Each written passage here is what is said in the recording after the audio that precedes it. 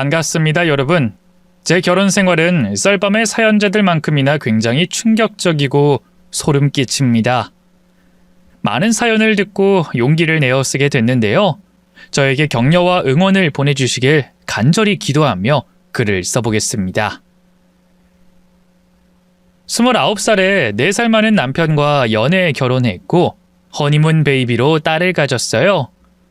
그때는 세상의 주인공이 저희 부부인 줄 알고 정말 행복하게 지냈죠. 딸이 태어나고 행복은 배가 됐고 하루하루 사는 것이 감사한 줄 알며 삶을 살았습니다. 딸은 무럭무럭 잘 자라 걸음마도 떼고 말도 잘하고 처음으로 어린이집에 가서 남자친구를 사귈 때도 너무 사랑스러웠습니다. 그런데 딸이 4살 되던 해에 남편이 신경질적으로 변했어요. 시작은 돈 문제였습니다. 당신은 생활비 좀 아껴 쓰면 안 돼? 이번 달 생활비 준 게 얼마나 지났다고 또 돈 달라고 그러냐? 생활비에 우리 딸 케어하는 돈도 포함된 거 알잖아. 생활비를 내가 개인적으로 쓴 적 없거든? 그러니까 좋게 줘. 아니 무슨 내가 ATM기야? 돈 달라고 하면 바로바로 주머니에서 뽑아주게? 왜 이럴까? 우리 가정을 위해서 쓰는 건데 아까워? 내가 상사들한테 깨져가면서 피땀 흘려 번 돈이 쑥쑥 빠져나가니까 아깝다. 남편은 중소기업보다 조금 더 규모가 큰 중견기업을 다녔는데 허구한 날 일이 힘들다고 징징거렸어요. 저는 매번 위로해줬고 남편을 이해하고 고마운 마음을 항상 가지고 있었는데 돈 가지고 시비를 거니 저도 기분이 좋지만은 않았습니다. 남편한테 좀 거칠게 생활비를 주는 게 아까우냐고 물었더니 바로 화를 내더군요. 집에서 노는 당신이 돈을 까먹고 사는 게 짜증나서 그렇지. 당신 손톱, 그 네일아트, 그것도 내가 준 돈으로 한 거지. 남편은 손이 닳도록 일하는데 당신은 놀면서 손톱에 비싼 돈 들이냐? 이거 생활비로 한 거 아니거든? 내 친구가 네일샵 한다고 말했잖아. 연습한다고 자주 공짜로 하고 오는 거라고. 여보, 나한테 돈 쓴 거 거의 없어. 제발 시비 좀 걸지 마. 우리 딸 예림이 어린이집 비용이랑 간식비, 책값만 해도 당신이 준 생활비로 충당이 안 돼. 요즘 애들이 얼마나 빨리 크는 줄 알아? 애 하나 키우면서 엄청나게 생색내네. 당신 혼자 예림이 키우냐? 나도 회사 다녀오면 예림이랑 놀아주고 씻겨주고 재워주기까지 해. 독방 육아한다고 개소리 하지 마. 독방 육아라고 언제 그랬어? 그리고 뭐? 개소리? 당신은 배우자한테 말하는데 그렇게밖에 말 못해? 어우 짜증나. 마누라가 성질머리 더럽고 남편 알길 뭘로 하지. 야 됐다. 생활비 줄게. 주면 될 거 아니야. 좀 아껴 써. 그이는 생활비를 주면서 별의별 막말을 다 했습니다. 또 제가 조금이라도 화장을 하고 있으면 자기 돈으로 쇼핑하고 왔느냐고 물었어요. 당신 입술 색깔 못 보던 건데 설마 또 백화점 다녀온 거야? 아니거든? 집에 있던 거 발라본 거거든? 내가 돈을 조금이라도 쓸까봐 감시하는 거야? 절약 좀 했으면 좋겠으니까 이런 말 하는 거지. 내가 가계부 써서 보여주잖아. 여보, 나 당신한테 돈 받을 때마다 눈치 보이고 무서워서 말을 못하겠어. 당신이? 돈 달라고 말만 잘하면서 무슨 개똥 같은 소리라냐? 또 말을 막 하네? 당신 나한테 존중하는 태도로 말 좀 해. 내가 당신 부하야? 시녀야? 왜 이렇게 말하는 건데? 집에서 뻔질나게 노는 당신이 꼴 보기 싫어서 그런다. 됐냐? 내가 작년에 회사 다닐 기회가 있을 때 당신이 뭘 했어? 예림이가 한창 엄마 손 탈 때라서 일은 절대 안 된다고 했지? 나도 눈치 보면서 돈 받느니 나가서 직접 벌어서 쓰는 게 100번 나아. 그럼 나가서 일해. 남편은 자기가 과거에 무슨 말을 했는지가 중요하지 않았습니다. 그리고 집안일과 육아가 저절로 되는 줄 아는 사람 같았어요. 분명히 남편이 일하라고 했으니 저는 결심했어요. 더럽고 치사하게 눈치 받으며 생활비 받지 않고 직접 벌어서 마음대로 쓰겠노라 말이죠. 그래서 직장을 알아보고 이력서를 여러 군데 넣었습니다. 그런데 이 경력 단절에 나이도 마음껏 부려먹을 신입의 나이가 아니다 보니 불러주는 곳이 없었어요. 그래서 눈을 낮춰서 회사가 아닌 알바를 찾아다녔습니다. 일자리를 알아보다가 시간도 적당하고 시급도 최저시급보다 더 많이 주는 곳을 찾았어요. 디저트 카페 알바였는데 커피 머신 사용법만 배우면 누구나 할 수 있다고 적혀 있었습니다. 그래서 저는 바로 이력서를 들고 찾아갔고 사장님께 면접을 봤습니다. 나이가 많아서 아웃될지도 모른다고 생각했는데 웬걸 면접 5분 만에 바로 출근하라고 말을 들었습니다. 드디어 저도 일을 하는 사람이 되어서 기분이 좋았습니다. 집에 가서 남편에게 바로 이 사실을 알려줬어요. 여보, 나 내일부터 출근해. 뭐? 당신이? 어디 회사에서 불러준 거야? 회사는 아니고 디저트 카페에서 하루에 8시간씩 알바하기로 했어. 겨우 알바? 그럼 그렇지. 당신이 회사에 뽑힐 인재는 아니지. 겨우 한다는 일이 카페 아르바이트냐? 무시하는 거야? 당신이 그렇게 돈 가지고 치사하게 굴면서 일하라는 듯이 난리를 쳐서 일자리 구했잖아. 근데 왜 또 말을 그런 식으로 해? 당신은 내가 우스워? 만만해? 아니 누가 그렇대? 아니 그래 잘했다. 알바 취직 축하한다. 열심히 일해서 생활에 보탬 좀 돼봐라. 진작에 좀 일을 하지. 계속 한심한 모습 보이면 확 이혼하려고 했는데 내가 이번에 한번 참아주지. 저는 분노의 눈빛으로 그를 쏘아봤습니다. 하지만 그이는 끝까지 비아냥거리면서 사람 기분 상하게 말하더라고요. 연애 때와 신혼 때만 해도 저를 아주 공주님으로 대하던 남편이 이렇게 재수없게 말하고 무시하니 정말로 시간을 되돌리고 싶었습니다.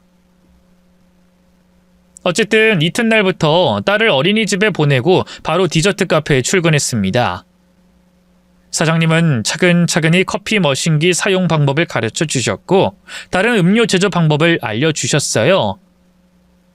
레시피 노트가 따로 있어서 혼자 있을 때도 제조가 가능할 것 같았습니다. 디저트는 사장님이 새벽마다 만들어 놔서 제가 따로 케이크나 빵을 만들 필요는 없었고요. 이틀 정도 사장님이 옆에서 일하는 걸 봐주셨고 고쳐야 할 점을 바로바로 피드백받고 일했습니다. 다행히 혼자서 일해도 될 만큼 알아서 잘한다고 해주셨네요. 사흘째부터는 저 혼자 디저트 카페에서 손님을 받았답니다. 제가 6시에 퇴근하고 늦게까지 어린이집에서 놀고 있던 딸을 픽업해서 집으로 데려갔어요. 먼저 딸을 씻기고 저녁을 준비했습니다. 그럼 곧 남편이 퇴근하고 들어왔는데 잔소리를 늘어놨습니다. 아직도 저녁 준비가 안 된 거야? 당신은 멀티가 안 돼? 그깟 알바한다고 살림을 대충대충 하려는 거야? 집안 꼬라지 봐라. 빨래통에 빨래 쌓인 거 안 보이냐? 겨우 사흘 지났는데 이 정도면 3달 뒤엔 아주 볼만하겠다. 당신은 오자마자 잔소리야? 나도 일하다 왔어. 6시에 퇴근해서 딸 데리고 들어왔다고. 내 몸이 2개가 아니잖아. 그리고 누가 안 한대? 밥 먹고 다 할 거야. 에휴, 겨우 알바나 하면서 오지게 티내네. 그냥 집에서 살림이나 할 것이지 몇 푼이나 벌겠다고 알바로 다닌다는 건지. 저는 듣다가 폭발했습니다. 생활비를 주기 싫어서 안달난 그이에게 확실하게 일렀습니다. 집에서 살림만 한다면 그거 가지고 뭐라 그러고 밖에서 일하니까 겨우 알바나 하냐고 비아냥대고 나들 어쩌라는 건데? 당신 도대체 왜 이렇게 꼬인 거야? 정말 지친다 지쳐. 뼈 빠지게 일하고 들어온 건 나야. 여태껏 우리 가정의 돈은 내가 다 벌었었다고. 그래, 당신 고생 많이 하는 거 알아. 근데 나도 살림하고 육아했잖아. 당신 내조 열심히 했잖아. 나한테 집에서 노는 거라면서 비아냥대면서 돈 벌어오라며. 그래서 일하고 와서 시간이 없어 집안 정리가 아직 안 된 걸 어떡하라고. 밥 먹고 하겠다고 했잖아. 그냥 미안하다고 한마디 하면 될 걸 엄청 따지네. 그래, 당신 잘났다 잘났어. 밥이나 빨리 해. 남편은 저에 대한 존중이 없었습니다. 자존심과 자존감이 구겨진 채로 밥을 차렸고 화가 나서 남편 눈도 안 마주치고 딸 밥 먹는 것만 신경 썼습니다. 그이는 대충 식사를 마치고 자리에서 일어나더니 방으로 들어가더군요. 저는 딸이랑 공부도 하고 놀이도 하고 같이 잠들었습니다. 남편과 한 방을 쓰면 또 대판 싸울 것 같아 피해버렸죠. 카페에는 남녀노소 누구나 오는 건 다 아는 사실이죠. 근데 남편은 카페에서 제가 남자 손님한테 커피를 파는 걸 보고 괜히 또 시비를 걸었습니다. 당신 카페에서 일하는 거 봤어. 아주 열심히더라. 그랬어? 내가 열심히 하긴 했지. 그게 아니라 남자 손님들한테 열심히 웃어주더라. 입에 경련이 오겠던걸. 내가 언제 남자 손님들한테만 그랬냐? 모든 손님들한테 웃어줬지. 서비스 업무 당연한 거 아니야? 내가 보기엔 당신이 젊은 남자만 보면 침을 질질 흘리는 것 같던데. 여보, 솔직히 말해봐. 카페에서 일하는 이유가 남자들 얼굴 보고 싶어서 그런 거지? 그런 질문에 대답해야 해?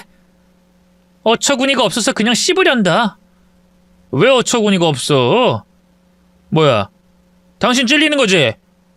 이 여자 완전 남자 밝히는 여우였구만. 그만 좀 해! 집에서 살림만 하면 그거 가지고 난리치더니 돈 번다고 나갔더니 웃는다고 난리냐? 도대체 어느 장단에 맞춰줘야 해? 내가 뭘 어떻게 해야 하냐고! 남자들한테 웃지 마. 기분 더러우니까.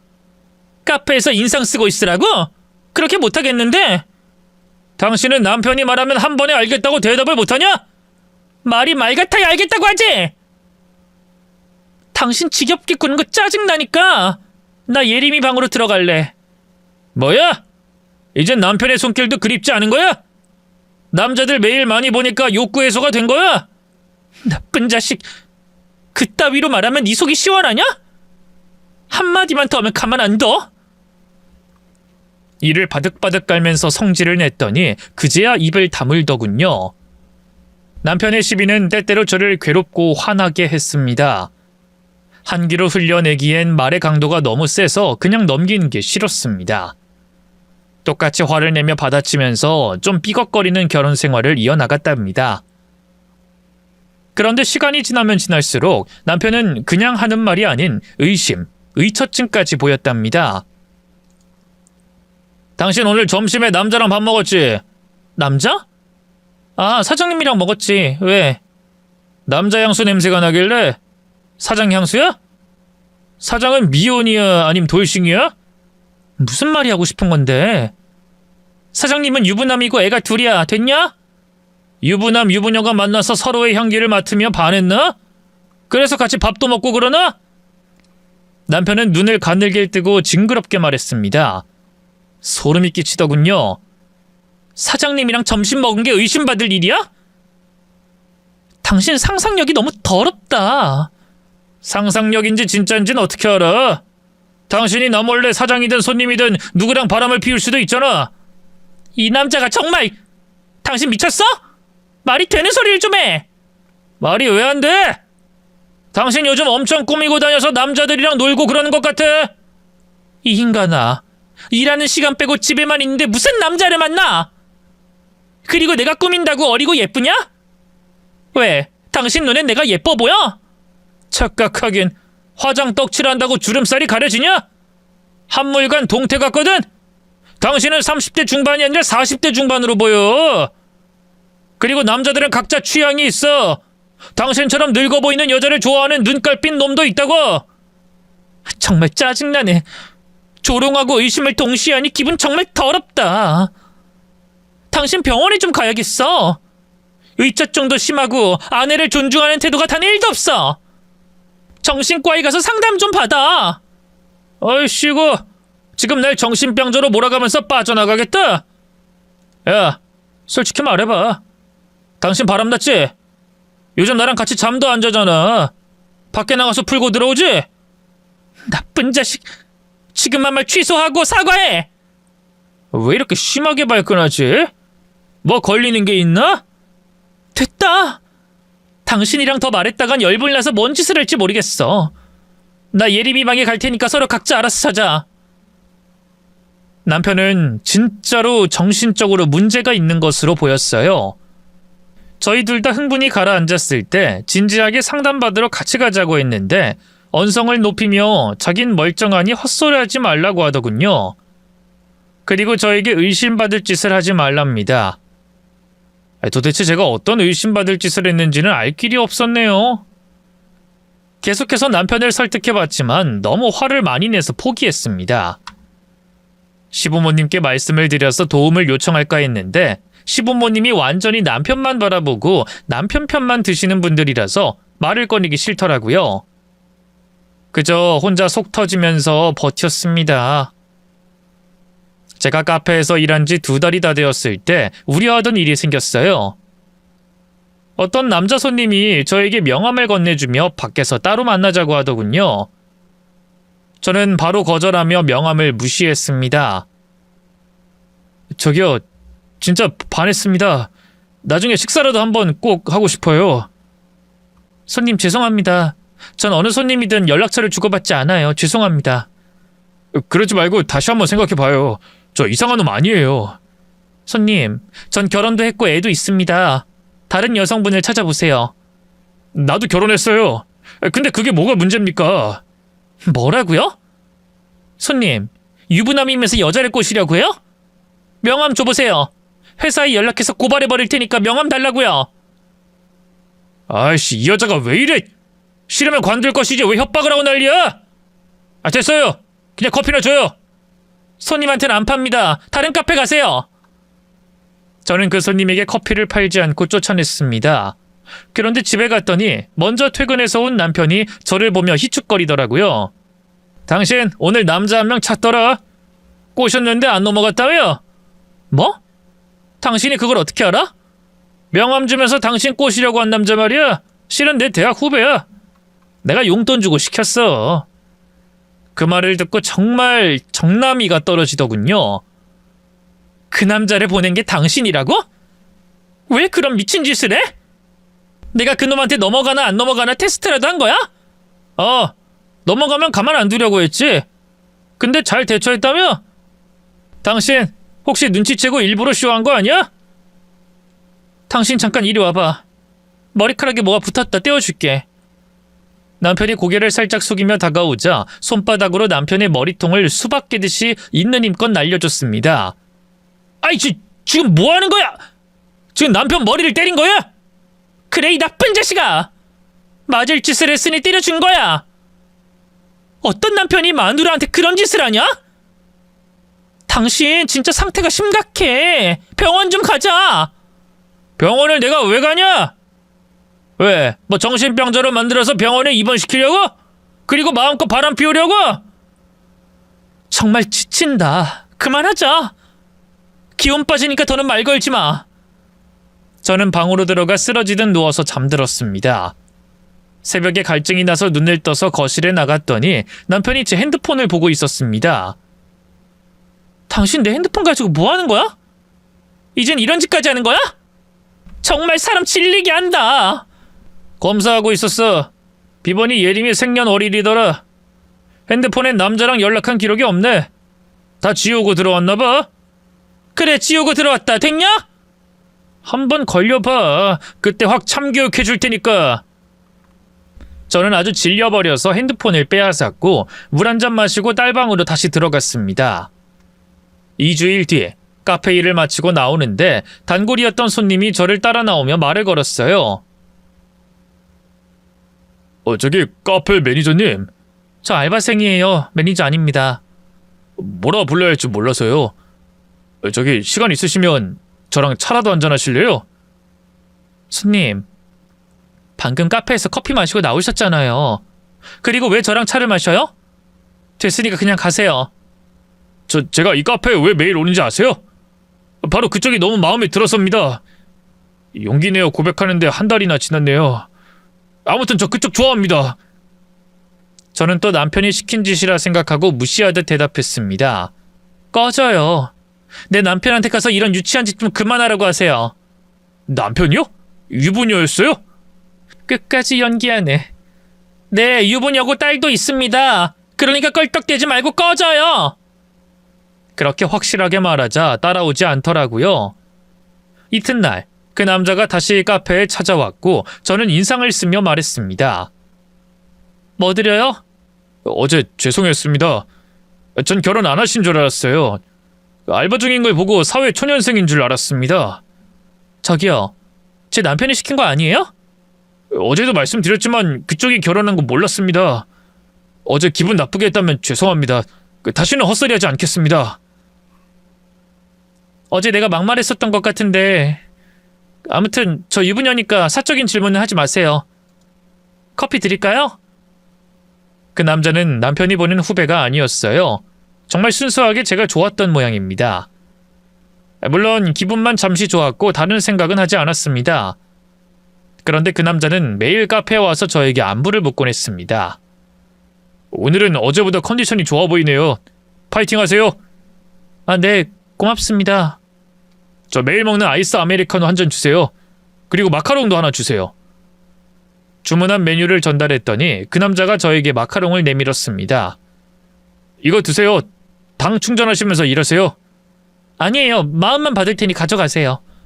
전 단 거 안 좋아해서. 그거 꼭 드세요. 그 남자 손님은 이렇게 친절을 베풀었습니다. 사적인 질문은 하지 않았으니 그냥 고맙게 받았습니다. 어느 날 카페에서 퇴근하고 딸 어린이집을 향하는데 그 남자 손님을 우연히 만났습니다. 알바생님 어디 가세요? 전 헬스하러 가는데. 전 딸 데리러 어린이집에요. 제가 다니는 헬스장 바로 옆인가 보네요. 별 관심 없이 고개를 끄덕였더니 제 걸음에 맞춰 걷더군요. 신경을 안 쓰고 있었는데 갑자기 어디선가 남편이 튀어나왔어요. 그이는 다짜고짜 남자 손님의 멱살을 잡고 주먹을 날렸습니다. 야, 이 자식아, 할 짓이 없어 유부녀를 꼬셔? 내 마누라랑 어디까지 갔어? 어디까지 가다뇨? 우리는 그런 사이 아닙니다. 우리는? 이 자식 봐라. 내 마누라랑 놀아나는 사이는 확실한 것 같네. 당신 내가 의처증이라고 했었지? 근데 지금 꼬라지를 보니 바람난 것 같네. 이 여편네야. 돈 번다고 나가서 일하더니 젊은 놈이랑 바람을 피우냐? 그런 거 아니야. 이 손님은 예림이 유치원 옆 헬스장에 가는 길이야. 오, 변명거리를 미리 생각했구나. 당신 이 자식이랑 어디까지 갔어? 말해! 내가 니들 둘을 반쯤 조져놓고 이혼해버릴 테니까. 진짜 아니라고? 그냥 손님이라고 몇 번을 말해. 나 퇴근하고 어린이집 가는 길에 우연히 만난 거야. 그걸 어떻게 믿어? 퇴근하고 오는 건지 저놈 집에서 오는 건지. 정말 말이 통하지 않았어요. 남편은 정신과 치료가 시급해 보였습니다. 남편에게 그만하라고 부탁했는데 남자 손님을 다시 잡고 때리려고 했어요. 그런데 손님도 화가 나서 가만히 있지 않았습니다. 똑같이 주먹질을 해서 남편을 넘어뜨렸답니다. 이 자식 내 마누라 갖겠다고 주먹질까지 하네. 야, 너 오늘 뒤졌어. 뒤지게 패주고 상간남 고소해서 개망신 주겠어. 이봐요 아저씨. 카페 단골이어서 길에서 인사 좀 하고 잠깐 같이 걸은 것뿐이라고요. 나 이렇게 맞을만한 짓 하지 않았습니다. 오냐 그래. 네 놈을 조리하고 나서도 똑같이 대답하나 보자. 어금니 꽉 깨물어라. 상간남 자식아. 삽시간에 주먹이 오갔고 지나가던 사람들이 말렸습니다. 남자 손님은 만신창이가 되어 집으로 돌아갔고 저는 딸을 데리고 얼른 집으로 도망치듯 들어갔습니다. 남편은 아직 저를 믿지도 않았고 화도 풀리지 않은 상태로 들어왔어요. 당신 그놈이랑 바람 피우는 거 맞지? 우리 이혼하자. 도대체 언제까지 그럴 건데? 나 아니라고. 오해라고. 당신 정신 이상하니까 병원에 좀 가자고. 방귀 낀 놈이 성낸다더니 엄청 오버하네. 나 당신이랑 이혼하는 게 낫겠어.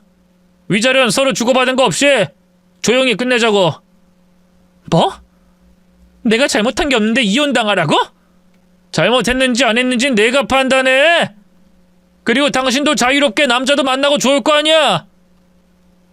저는 눈물을 흘리며 부탁했습니다. 여보, 제발 날 믿어줘. 우리 병원에 같이 가보자. 내가 이렇게 부탁할게. 우리 다시 전으로 돌아가자.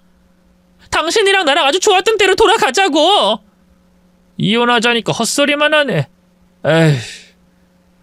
남편은 제 눈물을 무시했고 한숨을 쉬더니 다른 말을 꺼냈습니다. 생각해보니까 이상한 점이 또 있네. 우리 예림이가 내 딸이 맞는 거야? 아, 맞았어. 예림이는 나랑 닮은 곳이 하나도 없지? 이상하다고 생각했었는데 당신 다른 놈의 아이를 낳은 거지? 뭐? 여보, 도대체 어디까지 막 나가겠다는 거야? 그런 말도 안 되는 소리는 하지 마! 말이 되는지 안 되는지는 어떻게 알아? 안 되겠어. 친자 검사 받아봐야겠어. 뭐? 친자 검사? 당신 진심이야? 남편의 눈동자는 완전히 다른 사람이 된 지 오래였는데 그날은 더더욱 딴 사람 같았습니다. 그래서 전 마음대로 다 하라고 일러줬습니다. 유전자 검사해봐. 당신 하고 싶은 대로 다 해보라고! 그이는 씩 웃으며 딸의 머리카락을 몇 가닥 뽑더니 집 근처에 있는 유전자 센터에 다녀왔어요.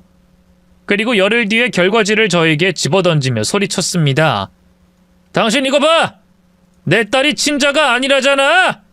내가 이거 보고 얼마나 충격받은 줄 알아? 뭐? 무슨 소리야? 그럴 리가 있나? 줘봐! 서류에는 친자 불일치가 나왔더라고요. 이럴 리가 없는데 서류는 제 딸이 남편의 딸이 아니라고 나왔답니다. 제대로 봤냐 이 옆에 내야? 당신이 날 의처증으로 묶어버리고 멋대로 살려고 한 모양인데 당신의 바람은 한두 번이 아니었어. 이 결과 하나만으로도 내 말이 모두 진짜인 게 탄로 났다고. 당장 이혼할 준비해. 너와 네 딸 데리고 여기서 꺼져. 빨리 헤어져야 하니 소송을 안 할 테니까 몸만 나가. 여보 진짜 아니라니까. 나 억울해. 이럴 리가 없다고. 혹시 병원에서 아이가 바뀐 거 아닐까?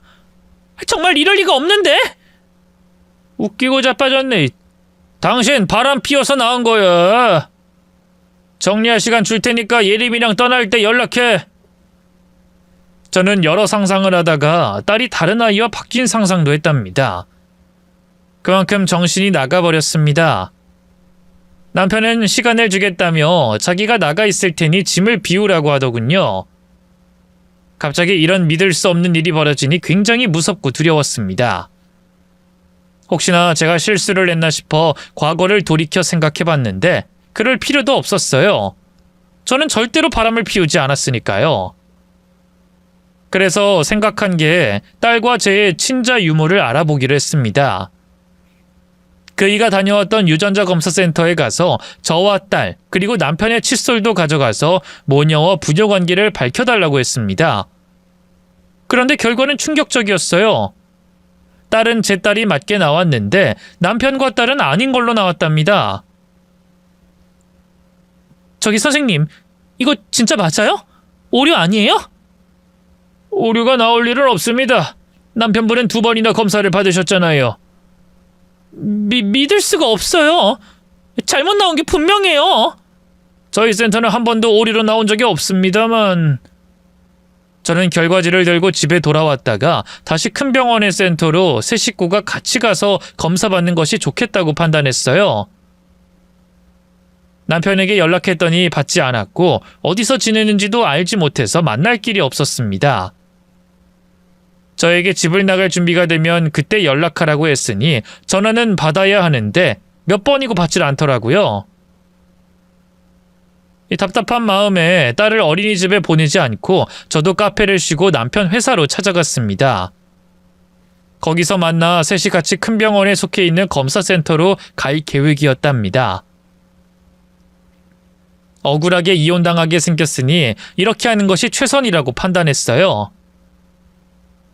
남편 회사에 갔더니 놀랍게도 회사를 그만뒀답니다. 그이는 검사지를 믿고 아예 모든 걸 정리하려 했던 것 같았네요. 그래서 다음으로 찾아간 곳이 시댁이었어요. 시부모님은 아무것도 모르고 계셨답니다. 어머님, 그이가 어디서 지내는지 모르시나요? 니들 뭔 일이야? 따로 별거라도 하는 거야? 그게 오해가 있어서요. 그 오해를 풀려면 그 일을 만나야 하는데 회사도 관두고 어디서 지내는지도 몰라요. 아이 도대체 무슨 일이 있는 건지 모르겠네. 우린 아는 게 없으니 그냥 조용히 기다려봐라. 결국 시댁에서도 아무것도 얻지 못하고 나왔습니다. 딸과 돌아다니다가 느껴졌는데 혹시 남편이 연락을 끊고 나쁜 마음을 먹었으면 어떡하나 싶은 걱정이 들었어요. 딸을 친정집에 맡기고 급히 경찰서로 가서 남편의 실종을 접수했습니다. 단순 가출일 수도 있다는 말을 하자 제가 소리를 고래고래 지르며 집 나간 지 2주가 넘었으니 한시가 급하고 위험한 상황이라고 단단히 일렀더니 그제서야 바로 위치 추적을 시도하더군요. 바로 그이의 위치가 어딘지 파악했다며 저에게 경찰차를 타고 같이 가보자고 했습니다. 한참을 달려 아파트 단지에 도착했고 경찰관이 먼저 초인종을 눌렀습니다. 현관문을 열어준 건 어떤 여자였습니다. 경찰관이 실종 신고 때문에 왔으니 제 남편이 있는지 확인하겠다고 하자 겁을 먹은 표정으로 뒤로 물러나더군요. 그리고 곧 집 안으로 들어갔는데 남편이 갓난아기를 안고 뽀로로를 보고 놀고 있었습니다. 당신 여기서 뭐 하는 거야? 이 여자는 누구고? 당신이 안고 있는 아이는 누구야? 뭐야, 여긴 어떻게 찾아온 거야? 설마 경찰에 신고했어? 연락이 안 되니까 신고했지. 지금 당신 뭐 하는 거냐고 물었어. 아이씨, 내가 핸드폰 2개 쓰는 걸 깜빡했네. 무음으로 서랍에 넣어뒀는데 확인을 안 했어. 젠장. 남편은 잠시 당황했지만 곧 침착한 말투로 대답했습니다. 근데 뭐 어차피 우리 이혼할 거잖아. 그래서 새 여자친구 사귄 거야. 그냥 새 여자친구가 아닌 것 같은데? 당신이 안고 있는 아이, 당신 아이 아니야? 지금 그게 중요해? 당신이 낳은 딸이 내 딸이 아니라는 사실은 변하지 않아. 난 배신당했고 당신이랑 이혼하는 거야. 경찰 아저씨들, 저 여자 바람난 여자입니다. 우리 이혼하려고 별거 중인데 신고를 한 모양이에요. 경찰들은 어이가 없다는 듯이 저에게 왜 별거 이야기를 안 했냐고 짜증을 내더군요. 그리고 남편이 무사한 걸 확인하고 돌아갔답니다. 이제 집에는 저와 남편, 의문의 여자와 갓난아기만 남았어요. 이 생각을 해보니 너무 복잡했습니다. 사실대로 말해달라고 했더니 남편은 입을 다물고 아기만 바라보고 있었답니다. 그래서 여자한테 물었어요. 이봐요, 당신 누구예요? 제 남편 언제 만난 거죠? 저 애긴 누구의 애기죠? 그걸 내가 대답해야 하는 이유가 있나요? 아줌마, 당장 내 집에서 나가세요. 아니, 경찰들은 왜 이 아줌마를 두고 나간 거야, 짜증나게. 빨리 나가요. 세상이 미쳐 돌아가나? 아님 내가 미쳤나? 여보, 이 모든 상황이 무슨 상황인지 말 좀 해봐.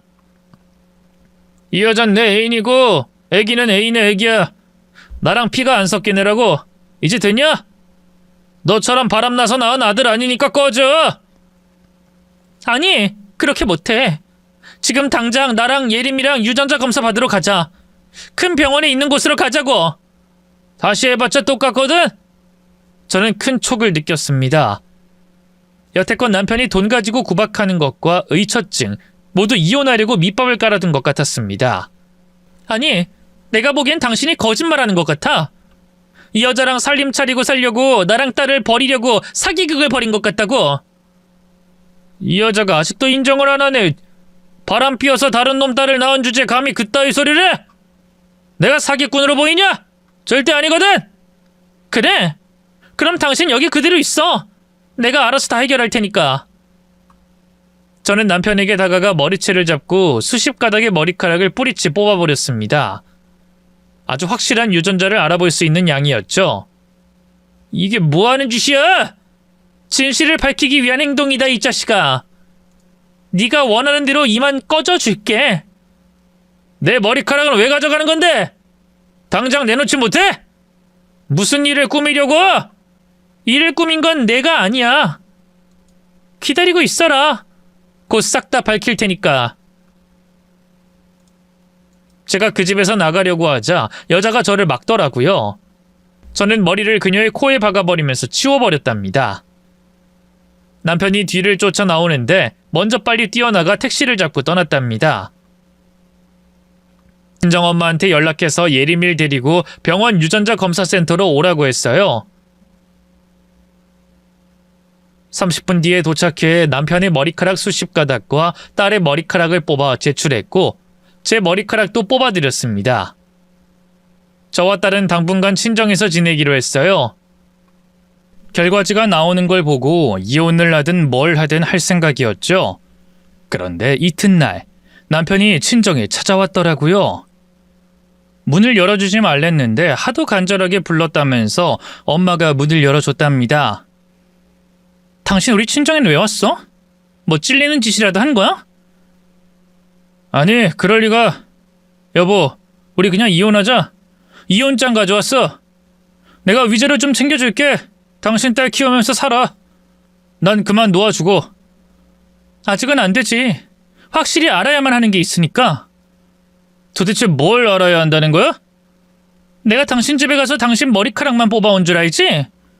당신이 안고 있던 애기 머리카락도 세 가닥 뽑았거든.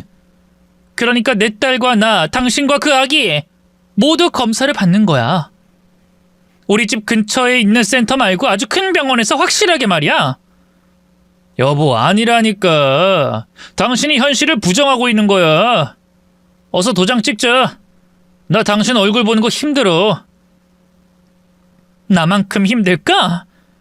당신이 사기극을 벌인 거라면 절대로 쉽게 이혼해주면 안 되지. 소송해서 아주 개박살을 내줄 테니까 기다리고 있어. 남편은 표정이 일그러지더니 일어나더군요. 제가 예측하고 있는 게 모두 맞는 것 같습니다. 돈 가지고 구박한 것, 의처증 환자인 척 연기한 것, 그리고 유전자 검사센터에서 왜 그렇게 나왔는지 모르겠지만 딸이 남편 딸이 아니라고 한 것 모두 다 그이가 머릿속으로 그려낸 사기극인 것이 확실해 보였습니다. 저 몰래 바람 피우고 애까지 낳았으니 저와 딸을 정리하려고 온갖 사기극을 벌인 것입니다. 남편은 한숨을 크게 쉬더니 친정에서 나갔습니다. 2주일 동안 결과를 기다렸어요. 직접 병원 안으로 가서 수령했답니다. 저는 결과지를 보고 당장 달려갔습니다. 경찰서에 가서 유전자 검사지를 사기친 센터와 남편의 공모를 밝혔고 당장 사기죄로 잡아 넣어달라고 했어요. 경찰은 다짜고짜 잡을 순 없다며 조사가 필요하다고 하더군요. 일단 사기죄로 고소해놓고 이혼 전문 변호사를 찾아갔습니다. 제 딸은 남편의 친자가 맞았고 상간녀의 아들도 남편의 친자가 맞았습니다. 제가 생각했던 남편의 사기극이 맞았던 겁니다. 집 앞에 있는 유전자 검사센터 관계자와 같이 사기를 친 것도 확실했죠. 이혼 소장을 쓰고 상간녀 집으로 보내자 바로 그이가 저를 찾아왔습니다. 아이고, 싹 다 걸렸네. 여보, 그냥 한 번 본 검사지 보고 믿고 이혼하지 그랬어. 그게 내 계획인데. 참 귀찮게도 했네. 내가 그동안 여러 번 이혼하려고 당신을 힘들게 했는데 잘도 버티더라. 그래서 초강수를 뒀지. 인터넷을 뒤져봤더니 유전자 검사 위조로 이혼한 커플이 있더라고. 그래서 그걸 활용해봤어. 역시 내 생각이 맞았지. 난 결코 바람을 피운 적이 없어. 나쁜 자식, 이 사기꾼. 아니, 그러게 왜 바람을 안 피운 거야. 한 번이라도 피웠으면 검사지 보고 착각을 했을 텐데 말이야. 아휴, 내가 바람 피웠을 거라 믿고 그런 사기를 친 거야? 당신이랑 그 센터 관계자 형사처벌도 받게 될 거야. 아니, 샘플이 바뀌었다고 둘러대면 그만이라던데. 2번이나 바뀌었으면 경찰이 그대로 믿을까?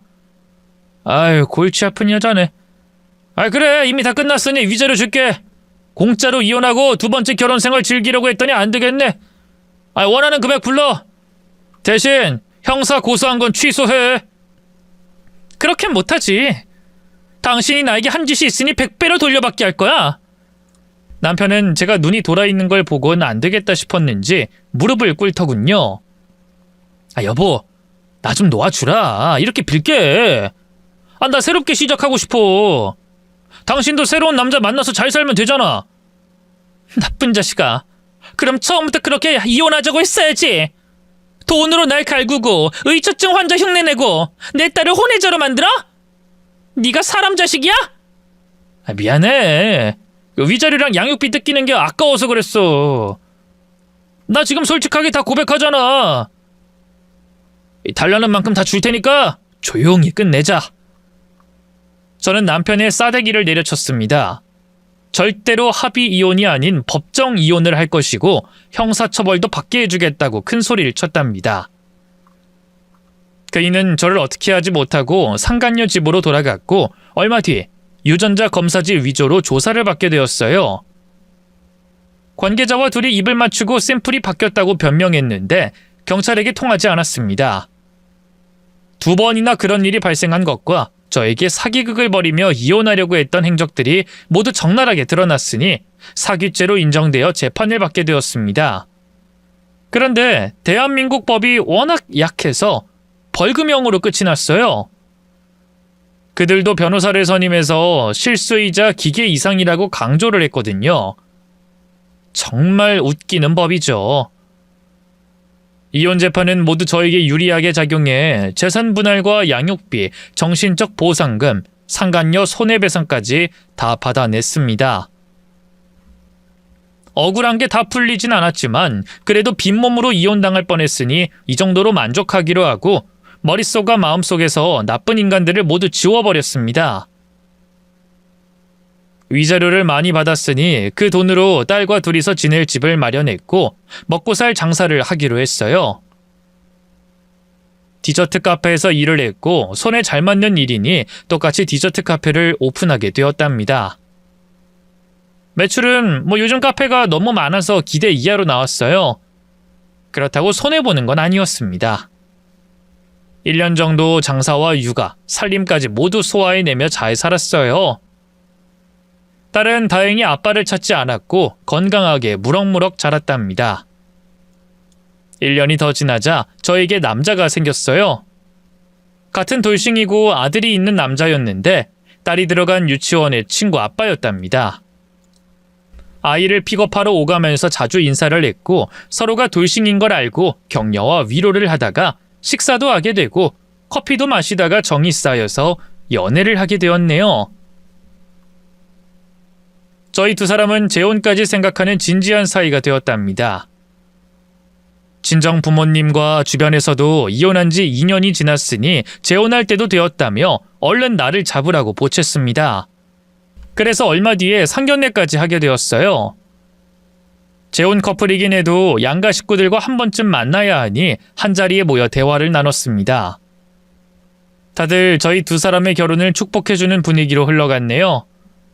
또 결혼식까지 하라고 부추겨서 저는 또 웨딩드레스를 입기로 했답니다. 예비신랑과 같이 드레스도 고르고 턱시도도 골라서 결혼식 날 입을 옷을 픽했어요. 결혼식을 일주일 앞두고 딸의 유치원에서 학예회가 있었어요.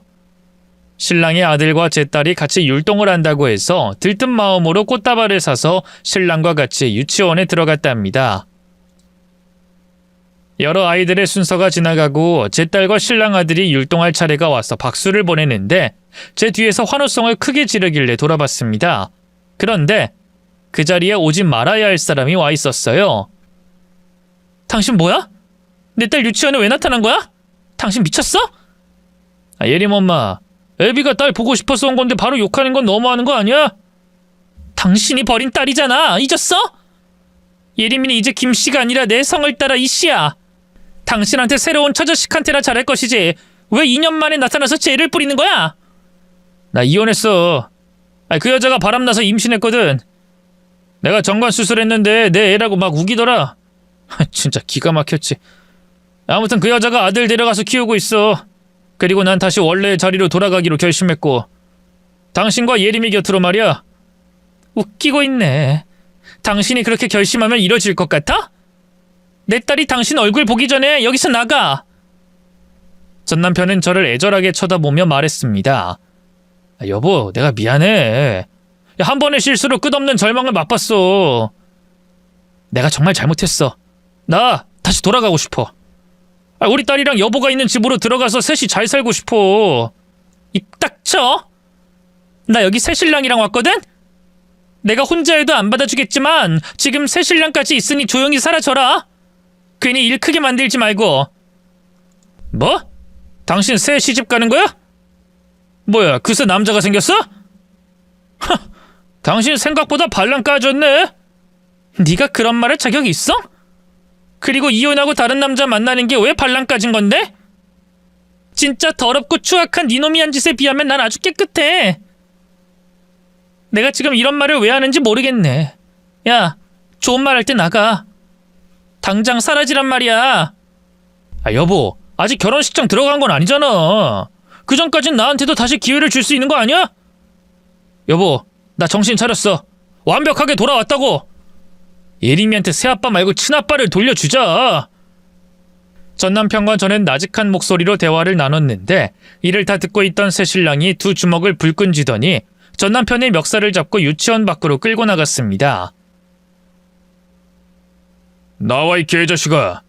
감히 예림한테 다시 돌아오겠다고? 이 자식아, 이제 예림 엄마는 내 아내야. 너 같은 삼녀 사기꾼 양아치가 넘볼 수 없는 사람이라고. 어쭈, 어디서 깡 좀 있는 놈으로 골랐네? 그래, 좋다, 붙어보자. 나 이럴 거 없는 놈이야. 여기서 더 밑바닥으로 갈 곳도 없으니 니놈 손에 작살 한번 놔보자. 곧딸과 신랑 아들의 율동 순서라고 말하며 새신랑을 말렸는데 그이가 금방 끝내고 들어오겠다고 하더군요. 그이가 자기한테 맡기라며 전 가만히 애들을 보고 있으라고 했습니다. 그래서 전 따라 나가지 않았습니다. 5분이 지나자 새신랑이 들어왔어요. 다 끝났어, 자기야. 우리 애들 올라온다.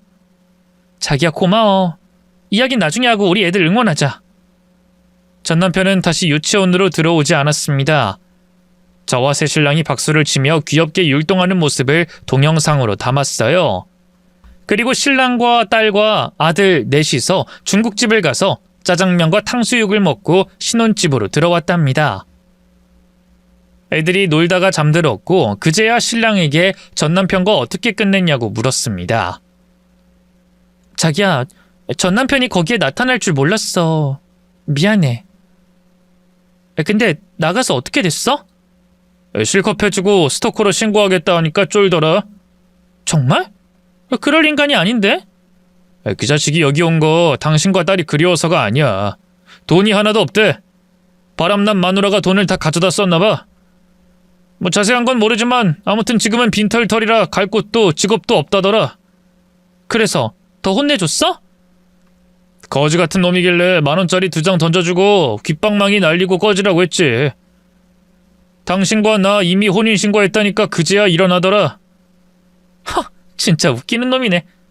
쥐가 다시 오면 내가 받아줄 거라 생각했나? 갈 곳이 없고 외로우니까 온 거야. 그놈 처절하게 울더라. 처자식 버리고 상간녀랑 자식 낳고 살았더니 똑같은 벌을 받았다면서 울고불고 하더라고. 아우, 꽃이다. 아까 먹은 짜장면이랑 탕수육이 쑥 내려가네. 자기야, 그놈 지금 고시원에서 사나봐. 여기서 멀기도 하고 다시는 나타나지 않을 거랬어. 당신이 내 아내가 될 테니 포기하겠다고 했다고. 당신이 다 해결해줬네. 고마워, 자기야. 그 자식이 불행해져서 너무 좋고. 딸의 학예의 날, 전 남편을 마지막으로 보고 다시는 얼굴 볼 일이 없었습니다. 새신랑과 저는 곧 결혼식을 올렸어요. 친정아빠의 손을 잡고 신부 입장을 하는데 아빠가 작은 목소리로 이번엔 잘 살아달라고 말씀하셨어요. 그 한마디에 눈물이 나더군요. 결혼식은 하객들의 박수와 축하로 성대하게 올렸습니다. 신혼여행은 아이들을 두고 단둘이 해외로 다녀왔어요. 그런데 정말 기가 막히게도 허니문 베이비로 아기를 임신했답니다. 지금 사연을 쓰면서 아이 셋을 돌보고 있어요. 딸과 가슴으로 낳은 아들, 그리고 이번에 태어난 셋째 딸까지요. 카페는 접었고 사업하는 남편이 벌어다주는 돈으로 살림을 하고 있답니다. 지금 남편은 따로 생활비를 주지 않고 신용카드로 알아서 쓰라며 간섭하지 않고 있어요. 아무튼 애정전선엔 문제없고 애들도 건강하고 잘 살고 있습니다. 전 남편이 똥차라면 새신랑은 최신형 자동차인 것 같네요. 두 번째 결혼은 배신과 복수가 아닌 사랑과 믿음만 있길 바랍니다. 많이들 응원해 주시길 부탁드리며 물러가겠습니다. 경청해 주신 여러분 감사합니다. 안녕히 계세요.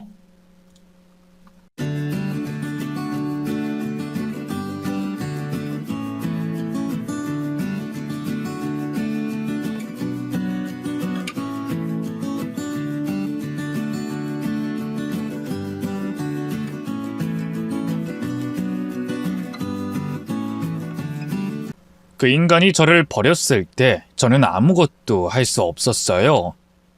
그저 죽어가는 몸뚱이를 부여잡고 현실을 외면하는 것밖엔. 제 인생에서 가장 비참한 순간이었죠. 하지만 뜻밖의 기적이 절 찾아왔고 마침내 저는 달콤한 복수에 성공할 수 있었는데요. 오늘은 특별히 그 이야기를 해보려고 합니다. 글솜씨 없는 50대 아줌마지만 잘 부탁드려요. 인생은 늘 선택의 연속이잖아요. 근데 저는 그 선택에서 늘 꽝을 고르는 편이었어요. 충동적으로 뭔가를 결정하는 편도 아니고 오히려 심사숙고하는 성격이었는데 이상하게 선택하는 것마다 최악의 결과를 낳았죠. 결혼도 그랬어요. 27, 꽃다운 나이에 같은 회사 다니던 직장 상사와 결혼했는데요. 당시에는 그 사람만큼 믿음직하고 든든한 사람이 없다고 생각했죠. 신혼 시절까진 나름 좋았던 것 같아요. 남편과 알콩달콩한 시간도 보내고 소꿉놀이하듯 집안 살림을 가꿔 나갔던 시절이었죠.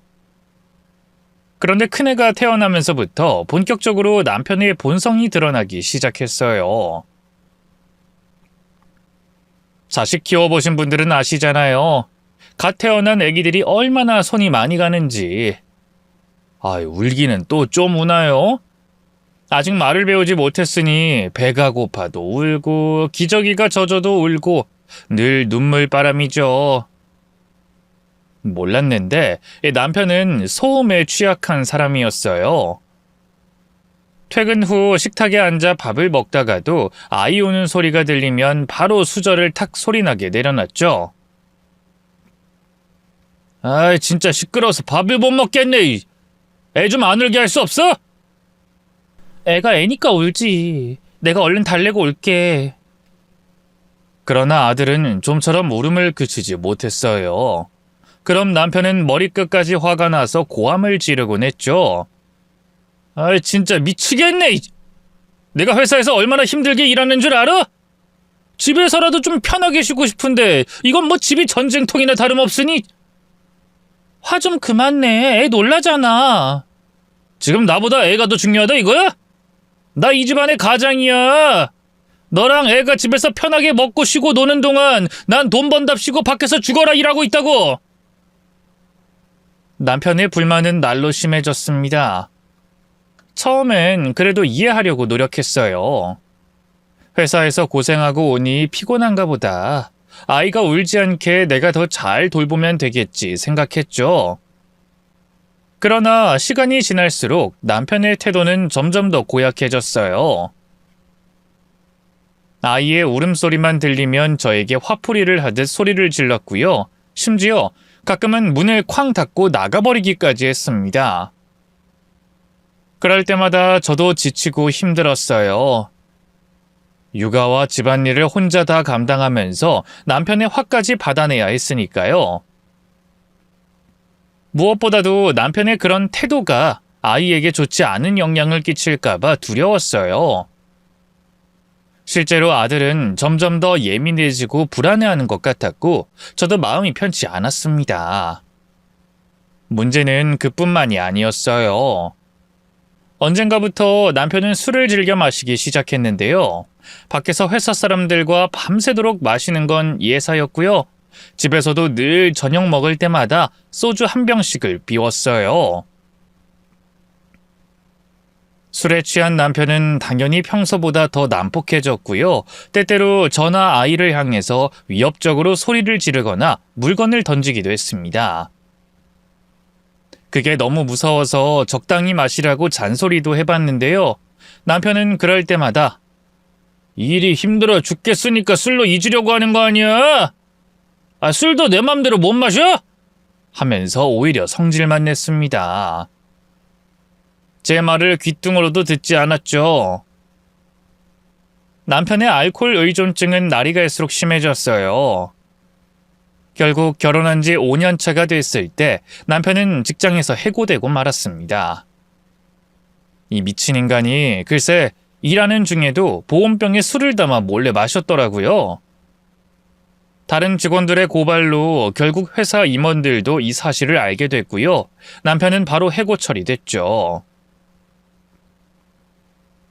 남편의 잘못이었기 때문에 퇴직금을 제외한 그 어떤 수당도 받을 수 없었네요. 당시 아들은 고작 4살이었고요. 갓 태어난 딸이 있는 상황이었어요. 한창 아이들을 키워야 하는 시기에 남편이 실직자가 됐으니 너무 막막하더군요. 남편은 바로 다음 직장을 구해야겠다고 했지만 당연히 그 약속은 지켜지지 않았어요. 컴퓨터가 있는 작은 방에 들어박혀 하루 종일 게임만 했고요. 늘 입에 술을 달고 살았죠. 못 마시게 하면 마구 화를 내면서 폭언을 쏟아냈네요. 한 병만! 딱 한 병만 마신다고 했잖아! 거짓말하지 마! 당신 술 먹기 시작하면 새벽 4병이 기본인 거 내가 모를 줄 알아? 당신이 받은 퇴직금이 지금 우리 유일한 전 재산인데 그걸로 야금야금 자꾸 술을 사 먹으면 어떡해? 애들 생각은 안 해? 소주 그깟 거 몇 푼이나 한다고 이렇게 바가지를 긁어? 그리고 내 퇴직금 내가 술 먹는데 쓰겠다는데 네가 무슨 상관이야? 그게 애들 아빠로서 할 소리야? 애들은 나 혼자 낳았냐고? 이게 진짜 어디 하늘 같은 남편한테 말대꾸야. 내가 회사 잘렸다고 우습게 보여? 남편의 태도는 점점 더 공격적으로 변해갔어요. 아이들은 그런 아빠의 모습에 점점 더 겁을 먹고 집안 분위기는 날이 갈수록 어두워졌습니다. 저도 감정적으로 한계에 다다랐죠. 남편과의 싸움은 끝이 없었고 서로 사랑했던 지난 나날들은 머나먼 옛일처럼 느껴졌습니다. 무엇보다 큰 문제는 경제적인 어려움이었어요. 그전까지 가게 관리는 남편이 하고 있었는데요. 남편은 실직한 뒤로 더 이상 제게 생활비를 주지 않았어요. 얼마 안 되는 퇴직금도 본인이 술 사 먹고 게임하는 데 써버렸죠. 시댁이나 처갓집에 손을 벌리는 것도 한계가 있었네요. 결국 저는 급하게 일자리를 알아봤어요. 왕년엔 그래도 번듯한 회사 사무직으로 일했기 때문에 금세 취직할 수 있을 줄 알았는데요. 결혼과 육아로 경력이 단절돼 버린 아줌마를 써주는 곳은 없었어요. 9시부터 6시까지 아이들과 떨어져 있는 것도 무리였고요. 고심 끝에 저는 집 근처에 있는 작은 식당에서 주방 보조 일을 시작했어요. 고된 노동으로 몸이 많이 힘들었지만 그래도 푼돈이나마 벌 수 있게 돼 다행이었죠. 남편은 제가 자기 대신 집안의 가장 노릇을 하고 있다는 걸 뻔히 알면서도 모른 채 했어요. 하루 종일 집에 있으면서 살림이나 육아를 도와주긴커녕 자기가 쓴 그릇 하나 설거지한 적이 없었죠. 무엇보다 화가 났던 건 남편이 술을 끊으려는 의지가 없다는 거였어요.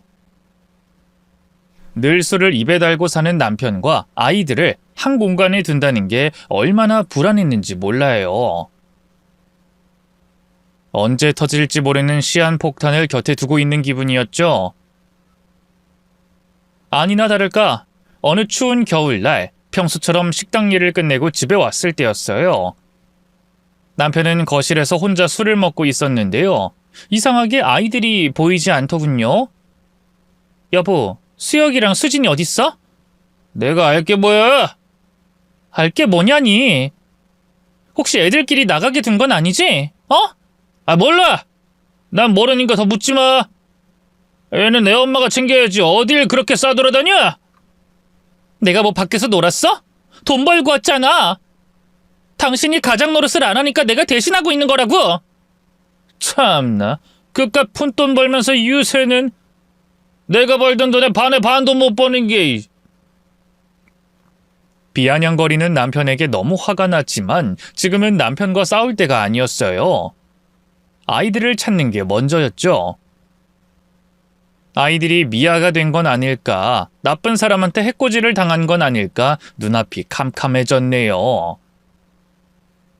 부랴부랴 온 집안을 뒤지고 다녔는데요. 문득 안방에 있는 옷장에서 작은 흐느낌이 들려오더군요. 얼른 다가가 문을 열어보니 웬걸 그 안에 아이들이 서로를 꼭 끌어안은 채 울고 있는 게 아니겠어요. 수혁아, 수진아, 너네 여기서 뭐해? 엄마? 아이들은 절 보자마자 안겨서 엉엉 울기 시작했어요. 저는 그런 아이들을 달래며 물었죠. 너네 왜 옷장에 들어가 있던 거야? 응? 아빠가 술 먹고 우리한테 돈 달라고 소리 질렀어. 없다고 하니까 거짓말하지 말라면서 막 팔도 아프게 잡고, 그래서 너무 무서워서 여기 숨어 있었어. 그네의 말에 기가 막혔어요. 남편이 퇴직금을 다 써버렸을 거라고 생각은 했지만 설마 아이들의 코 묻은 돈까지 노릴 줄은 꿈에도 몰랐거든요. 저한테 돈 달라고 하기가 민망하니까 괜히 애들 간식 사 먹으라고 준 용돈을 노린 거죠. 아이, 사람이 어떻게 그렇게 치졸할 수 있나요?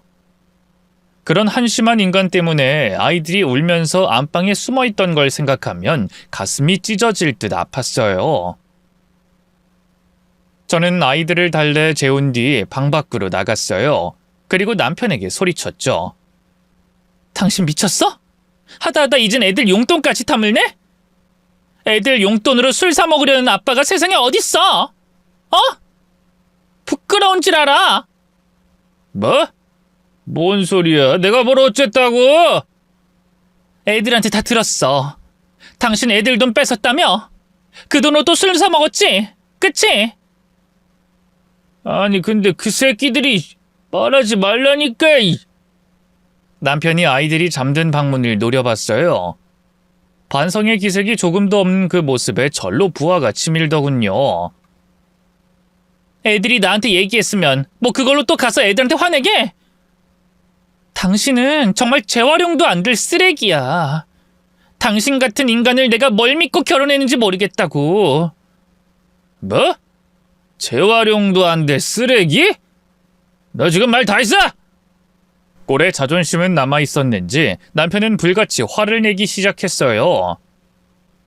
야, 막말로 내가 뭘 그렇게 잘못했는데? 넌 뭐 완전 무결 뭐 깨끗해? 나 이 집안의 가장이야. 내가 뭘 하든 당신이랑 애들은 복종해야 한다고? 복종 같은 소리 하고 있네.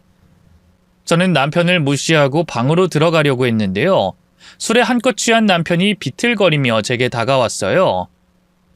그리고 제 어깨를 밀면서 마구 언성을 높였습니다. 요즘 네가 돈 버니까 아주 남편이 우습게 보이지? 어? 어디 하늘 같은 남편한테 목소리를 높여? 죽고 싶어? 이러지 마. 제발 정신 좀 차리라고. 매일매일이 지옥 같아. 언제까지 이렇게 살아야 하는데? 누가 할 소리? 나야말로 너랑 애들 얼굴만 보면 숨이 콱 막혀. 이런 내 마음을 네가 알기나 해? 오죽하면 내가 허구한 내 술로 도피하겠냐? 당신이 이렇게 된 게 나랑 애들 때문이라는 거야? 웃기지 마. 이 무책임한 인간아. 어떻게든 이 가정을 지키려고 발버둥 치는 내가 불쌍하지도 않아? 조용히 안 해? 내가 나한테 대들지 말랬지? 남편은 화가 치밀어 오른 듯 손에 들고 있던 소주병을 벽에 던졌어요. 유리 조각이 사방으로 튀었고요. 간신히 잠든 아이들이 안방에서 우는 소리가 들려왔어요. 그 순간 전 결심했네요. 이렇겐 더 이상 살 수 없다고 말이죠. 다음 날 전 가까운 친구에게 아이들을 맡기고 남편이 술이 깰 때까지 기다렸어요. 그리고 일어난 남편에게 선언하듯 말했죠. 난 더는 이렇게 못 살겠어. 당신이 다시 일어서려는 노력도 하지 않고 계속 술로 도망치기만 한다면 이 결혼은 끝이야. 끝이라니? 이혼이라도 하겠다는 거야? 그래. 알지? 나 한 번 한 말은 무슨 일이 있어도 지키는 거. 두 번은 없어. 남편은 아무 말도 하지 않았지만 제 말이 얼마나 무거운 의미를 가지는지 알았던 것 같아요. 바로 술을 끊는 건 힘들었지만 알코올 중독 치료를 위해 병원에 다니기 시작했고요. 제가 일하는 동안 집안일을 하고 아이들을 챙기는 등 조금씩 변화하는 모습을 보이기 시작했죠. 남편에게 맺힌 응어리가 완전히 풀린 건 아니었지만 그것만으로도 살 것 같았네요. 그런데 하늘도 참 무심하시죠. 언젠가부터 제 몸이 이상해졌어요. 피곤한 건 일상 다반사였지만 이번엔 느낌이 달랐죠. 뭘 먹으면 체한 것처럼 속이 콱 막혔고요.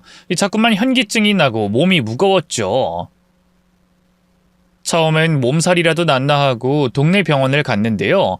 검진 결과가 나오자마자 의사 선생님이 큰 병원으로 가보라고 하더군요.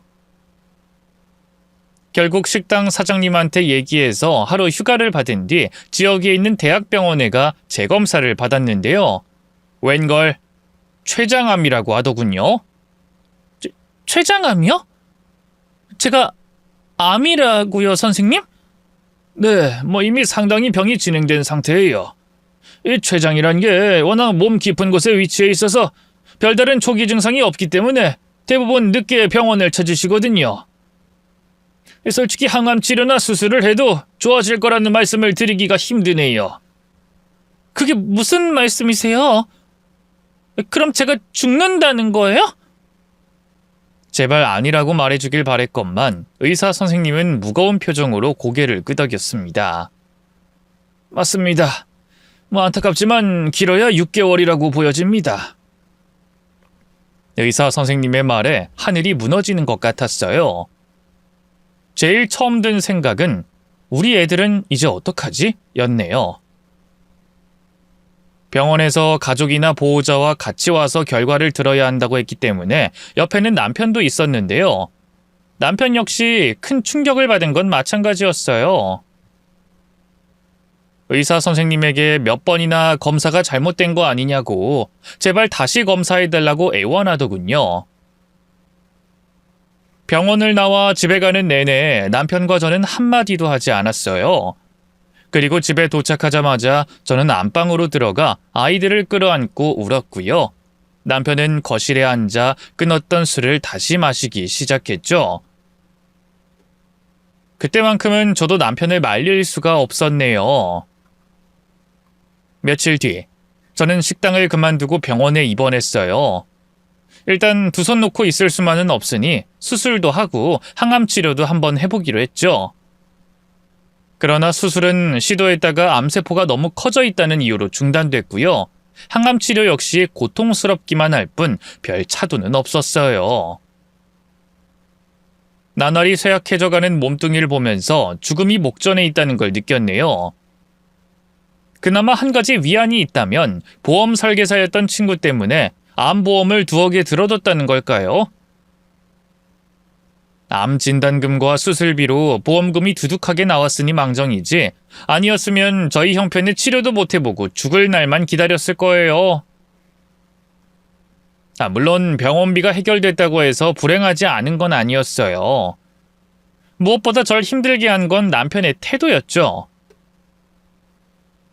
남편은 입원하고 며칠 동안만 제 옆을 지켜줬고요. 그 뒤로는 이런저런 핑계로 면회조차 오지 않았어요. 솔직히 아이들도 친정엄마가 와서 봐주고 있었는데 뭐가 그리 바쁘다는 건지 너무 서운했네요. 왜 그런 말도 있잖아요. 남편이 병에 걸리면 여자들은 99% 병고안을 해주지만 반대 상황에서의 남편들은 99% 도망간다고요. 역시 우리 남편도 그 99%에 해당되는 걸까? 너무 절망스러웠죠. 하지만 그런 현실은 인정하고 싶지 않았던 것 같아요. 저는 매일같이 남편에게 전화해 밥은 잘 먹고 있는지, 아이들은 어떤지 물어봤고요. 바쁘지 않으면 가끔은 병원에 찾아와 달라고 부탁했어요. 늘 알겠다고 대답만 하고 말던 남편이었는데 나름 죄책감이 들었던 걸까요?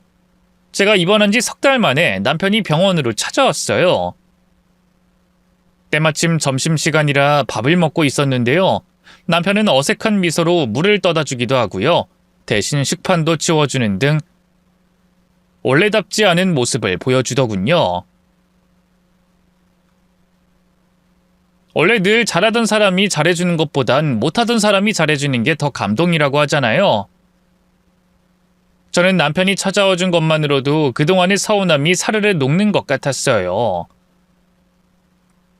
참 바보 같았죠. 남편의 진짜 속셈도 모른 채 말이죠. 남편이 찾아온 건 죄책감 때문에도 저에 대한 걱정 때문도 아니었어요. 식사를 마치고 병원 앞에 있는 정원을 같이 산책했는데요. 문득 남편이 그러더군요. 여보, 우리 신혼 초에 당신 앞으로 생명보험도 하나 들지 않았나? 당신 친구 때문에 우리 둘 다 들었었잖아. 순간 머리가 멍해졌어요. 생명보험? 들었던 것 같긴 한데 갑자기 그건 왜? 그거 보험금이 얼마나 되더라? 그때 받은 서류 아무리 찾아도 안 보이던데 어딨는지 알아? 글쎄. 내가 지금 살아있는데 그걸 왜 이야기하는 거야? 너무 서운하고 화가 났어요. 제가 죽을 병에 걸린 건 사실이지만 이렇게 매일 힘든 항암 치료를 받으며 어떻게든 살려고 발버둥치고 있는데 남편은 벌써부터 제가 죽은 뒤에 나올 돈이나 계산하고 있다는 게 끔찍했죠. 제 표정이 싹 달라진 걸 알았는지 남편이 한결 부드러운 어조로 입을 열었어요. 아니, 물론 난 당신이 완치되길 바라지만 혹시 모르니까. 애들도 있는데 만약의 상황에 대비해 미래를 준비하고 있긴 해야 할 거 아니야. 무슨 미래? 내가 죽은 다음 보험금이 얼마나 나올지 계산하는 거? 그게 미래를 준비하는 거야? 당신 지금 내가 죽을 걸 아예 가정하고 있는 거잖아. 몇 달 동안 코빼기도 안 보이더니 기껏 찾아와선 한다는 소리가 뭐? 생명보험? 결국 나 죽은 다음 나올 돈이 탐난다는 말이잖아. 저는 충격과 분노에 휩싸여 소리쳤어요.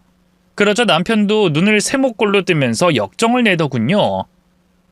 아니, 이성적으로 미래를 대비하려는 건데 그게 그렇게 잘못됐어? 그렇게 예민하게 반응할 필요는 없잖아. 예민하게 반응할 필요가 없다고? 난 하루하루 어떻게든 살아보려고 치열한 사투를 벌이고 있는데 당신은 내가 죽을 생각만 하고 있잖아. 근데 어떻게 아무렇지도 않겠어? 당신 정말 너무해.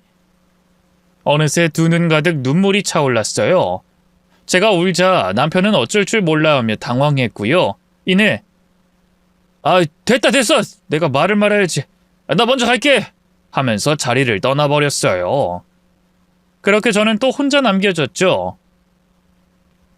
위로조차 해주지 않는 남편이 너무나 원망스러웠네요. 내가 사랑했던 남자는 대체 어디로 가버린 건지, 이렇게 살려고 아등바등 해봤자 무슨 의미가 있나 하는 생각에 모든 게 허망해졌고요. 저는 참담한 심정으로 병실로 돌아갔습니다. 하지만 남편의 배신은 거기서 끝이 아니었어요. 그로부터 일주일쯤 지났을까요? 모처럼 만에 친정엄마가 아이들을 데리고 병원으로 찾아왔어요. 사실 항암 치료 때문에 머리를 밀어버린 이후로 아이들을 보지 않고 있었거든요. 애들이 어린 나이에 충격받을까봐 말이죠. 그런데 남편과의 일 때문인지 아이들이 너무 보고 싶더라고요. 언제 세상을 떠날지 모르는데 하루라도 더 많이 아이들의 얼굴을 눈에 담아두고 싶다는 욕심이 생겼죠. 그래서 친정엄마에게 부탁해 아이들을 데려와 달라고 했네요. 오랜만에 만난 아이들은 그새 부쩍 커 있었어요. 애들한텐 그냥 제가 가벼운 감기로 입원 중이라고 했는데요. 딸은 민머리에 모자를 쓰고 있는 절 보자마자 충격을 받았는지 울기 시작했어요. 그나마 초등학교 들어가면서부터 의젓해진 아들이 그런 딸을 달랬죠. 수진아, 울지 마. 엄마 아픈데 이렇게 울면 엄마가 힘들잖아. 그치만 엄마 얼굴이 이상하단 말이야. 머리도 그렇고. 원래 아프면 그런 거야. 그래도 우리 엄마라고. 그치, 엄마? 아들이 달려와 제 품에 안겼어요. 저는 저 모르게 부쩍 철이 들어버린 아들이 대견하면서도 마음이 아파 눈물을 삼켰죠. 맞아, 우리 아들. 엄마가 지금 아파서 많이 못생겨졌는데 그래도 이렇게 안아줘서 고마워. 수진이도 이리 와, 응? 우리 오랜만에 보는 거잖아. 엄마 안 보고 싶었어? 아니, 나도 보고 싶었어. 이윽고 딸아이도 쭈뼛쭈뼛 다가와 제품에 안겼어요. 이 생떼같이 어린 것들을 두고 세상을 떠나야 한다고 생각하니 가슴이 갈기갈기 찢기는 것 같았죠. 아이들과 보내는 시간은 화살같이 빠르게 흘렀어요. 어느새 창밖으론 뉘엿뉘엿 해가 저물기 시작했고 친정엄마가 아이들을 챙겨 돌아가려고 했죠.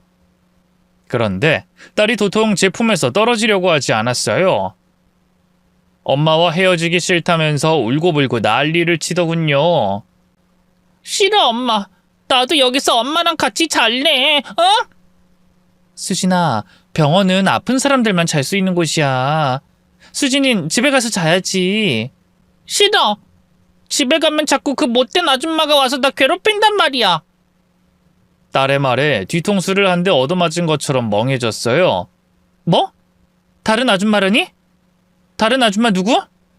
있어, 아빠 친구 아줌마. 나만 보면 맨날 눈 흘끼고 아빠 모르게 꼬집고 막 그래. 아빠한테 데려오지 말라고 해도 아빠는 내 말 들어주지도 않고. 엄마가 아빠한테 그 아줌마 데려오지 말라고 얘기해주면 안 돼? 도무지 딸이 무슨 얘기를 하는 건지 알 수가 없더군요.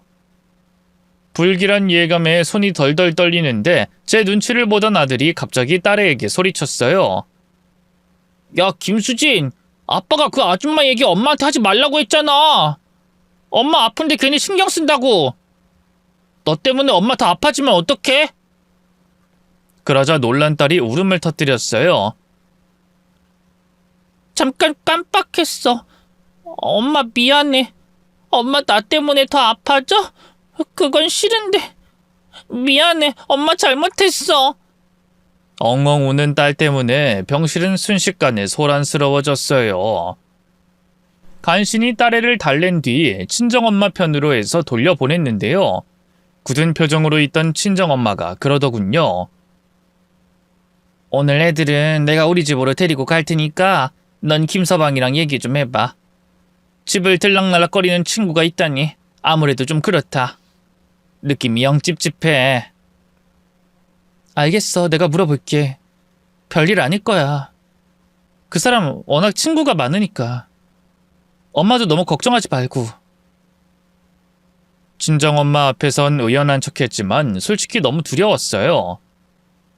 남편에게 전화를 걸었지만 남편은 받지 않더군요. 문자를 남겨도 아무 답이 없었고요. 그 탓에 저녁도 먹는 둥 마는 둥 했고요. 잠자리에 누워서도 도무지 잠이 오지 않았어요. 결국 자정에 가까워질 무렵 저는 침대에서 벌떡 일어났어요.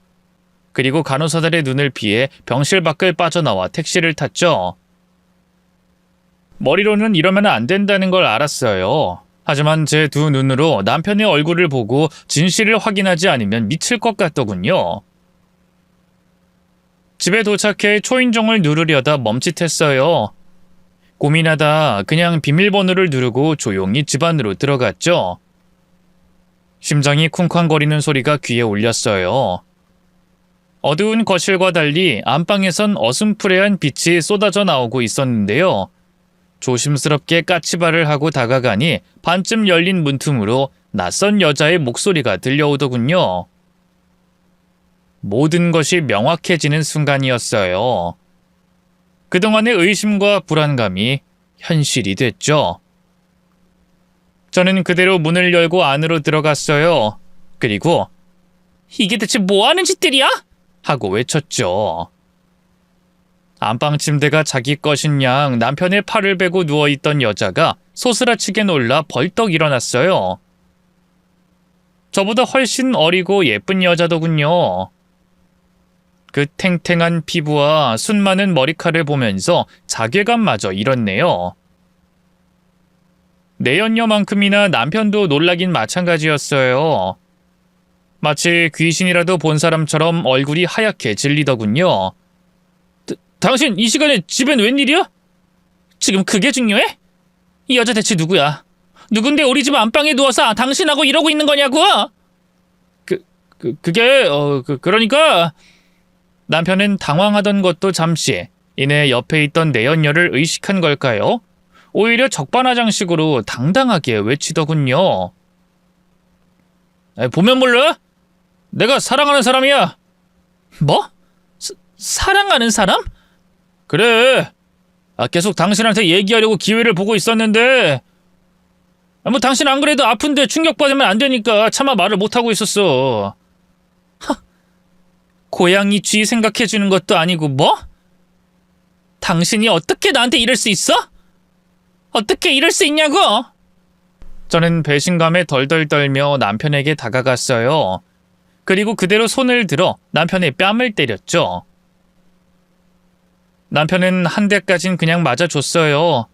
하지만 제가 한 대 더 때리려고 하자 제 팔을 부여잡고 화를 내더군요. 그만 좀 해! 당신 어차피 곧 죽을 사람인데 이 정도는 이해해줘야 하는 거 아니야?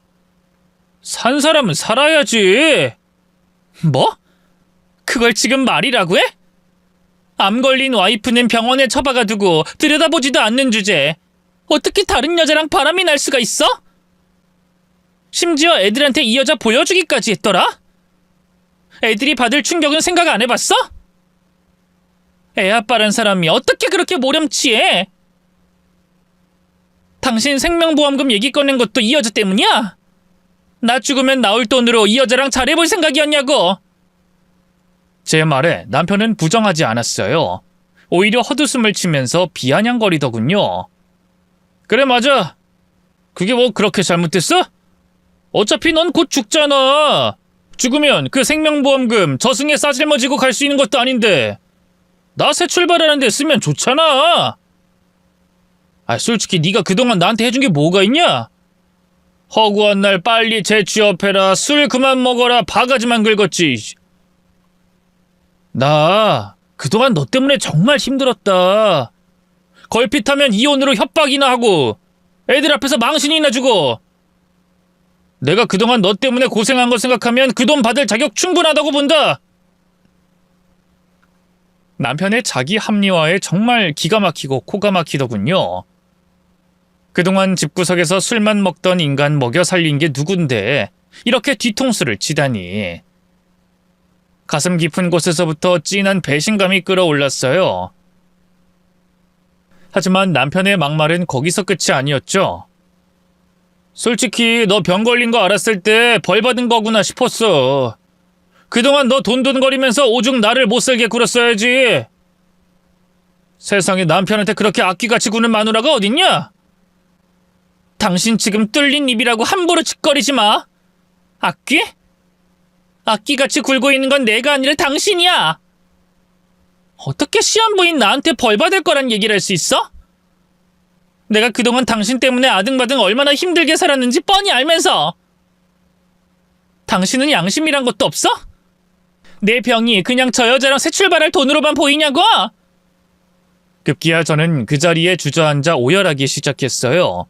그러자 잠자코 지켜보고만 있던 내연녀가 남편에게 머리를 기대며 그러더군요. 오빠 나 너무 무서워. 오늘은 그냥 집에 갈게. 저 아줌마랑 얘기 잘해봐. 그러자 남편이 기겁하면서 내연녀를 붙잡았어요. 자기야 가긴 어딜 가. 오늘 자고 간다고 했잖아. 지금 시간도 늦어서 위험해. 그냥 예정대로 자고 가. 그치만 저 아줌마가 쟤는 신경 쓰지 마. 내가 다시 병원으로 돌려보낼 테니까. 그 모습을 보고 있자니 절망감 속에서도 분노의 힘이 솟아올랐어요. 저는 벌떡 일어나 남편에게 달려가 급소를 발로 차줬고요. 그대로 가랑이를 부여잡고 주저앉는 남편의 싸대기를 연거푸 때렸네요. 그리고 옆에서 비명 지르는 내연녀의 머리채를 부여잡고 똑같이 때려줬죠. 너희들이 내 보험금으로 잘 먹고 잘 살게 그냥 둘 것 같아? 두고 봐. 변호사 선임해서 너네 다 고소하고 위자료도 받아낼 거니까. 내 보험금은 단 한 푼도 못 줘. 여보. 당신 정말 이럴 거야? 살 날이 얼마나 남았다고 소송을 한대. 그 시간에 애들 얼굴이나 한 번 더 봐야지. 이건 우리 애들을 위해서기도 해. 너랑 저 여자가 우리 애들을 잘 키워줄 것 같지 않거든? 눈칫밥 정도나 먹이면 다행이지. 학대할지 어떻게 알아? 나 너랑 이혼하고 내 생명보험금은 우리 애들이랑 친정 부모님한테 다 줄 거야. 각오하라고. 제 악에 바친 말에 남편이 코웃음을 쳤어요. 그래, 어디 해봐.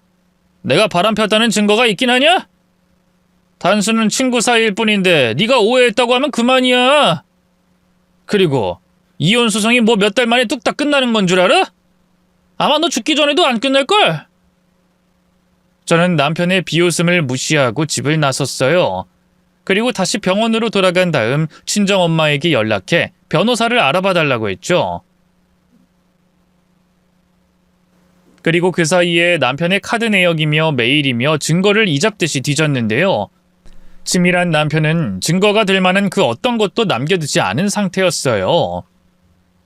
친정엄마에게 부탁해 남편 차 블랙박스까지 확인했지만 그 어떤 것도 건지지 못했죠. 그래도 저는 희망을 잃지 않고 변호사와 약속을 잡았어요. 제가 병원 밖으로 나갈 수 없는 몸이었기에 변호사가 제가 있는 곳까지 와줬는데요. 상담 결과는 그리 좋지 못했어요. 남편의 바람을 입증할 만한 증거도 전혀 없는 상황이었고요. 이혼 소송이란 게 최소 6개월에서 길게는 몇 년까지도 걸린다고 하더군요. 무엇보다 끔찍했던 건 상속 문제였어요. 이혼하면 아무래도 재산 분할과 위자료가 제일 큰 문제인데요. 만약 이혼 후에 선생님이 사망하면 남편분은 그 어떤 것도 상속받지 못하세요. 하지만 사별의 경우엔 두 사람이 끝까지 부부관계라고 보기 때문에 남편분께서 재산 상속은 물론이고 보험금도 수령할 수 있게 됩니다. 자녀분들보다 비율도 더 커요. 그럼 이혼 소송 중에 제가 죽게 되는 건요? 그래도 남편이 저희 집이랑 보험금이랑 이런 걸 상속받게 되나요? 아니죠. 안타깝게도 이혼 소송은 당사자가 사망하면 곧바로 종료돼요. 소송 중 선생님이 사망하면 혼인관계가 유효하다고 보기 때문에 남편분이 상속을 받을 수 있습니다. 이 재판을 하루빨리 끝내는 게 중요한데 남편분도 이 사실을 알 테니 최대한 시간을 끌 거예요. 솔직히 힘든 상황이네요. 세상에 그런 법이 어딨어요? 이혼 소송을 제기했으면 제가 죽어도 그걸 진행시켜줘야죠. 그러니까 말입니다. 안타깝지만 현재로선 방법이 없네요. 우선은 남편분 외도 증거부터 수집하는 게 중요해요. 워낙 치밀한 사람이라 찾아도 뭐가 안 나오더라고요.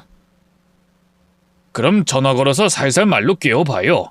자기도 모르게 인정하는 말을 할 수도 있으니까. 변호사가 돌아간 뒤 전 바로 남편에게 전화를 걸었어요. 하지만 이 야비한 인간은 절대 바람을 인정하지 않았고요. 오히려 억울한 사람처럼 펄쩍 뛰더군요. 당신은 왜 그래? 너무 아파서 이제는 의처증이 생긴 거야? 그래. 내가 그동안 성실한 가장 노릇 못한 건 미안해. 그치만 나 당신이 이혼 얘기 꺼낸 뒤로 술도 끊었고 집안 살림도 최대한 도왔잖아. 이직 자리도 알아보고 있는 중이었고. 이런 내 노력도 몰라주고 그런 의심부터 하면 나 너무 힘들다. 남편이 가증스럽게 연기하는 꼴을 보고 있자니 복장이 뒤집어졌어요. 더는 상대할 가치가 없어 욕설을 날리며 그대로 전화를 끊어버렸고요. 다인실이라 차마 소리도 못 내고 베개에 얼굴을 파묻은 채 오열했죠. 남편의 배신과 젊고 예뻤던 내연녀 그리고 아이들을 생각하니 눈물이 멈추지 않았어요. 그냥 이대로 영영 눈을 감고 싶은 마음뿐이었네요. 그렇게 얼마나 숨죽여 울고 있었을까요? 갑자기 병실 문이 열리더니 누군가 불쑥 안으로 들어왔어요. 아이고 아가씨 그만 좀 울어요. 응? 고개를 들어보니 옆 병실에 입원한 아주머니였어요. 오며 가며 안면을 익힌 분인데 같은 췌장암 말기 환자라 종종 함께 대화를 나누곤 했죠. 제가 유부녀라는 걸 알면서도 어리게 생겼다는 이유로 아가씨 아가씨 하면서 불러주는 분이었어요. 죄송해요. 너무 시끄러웠죠? 시끄러워서 그런 게 아니라 안쓰러워서 그렇지. 아플 때일수록 울면 안 돼. 몸이 더 축난다고.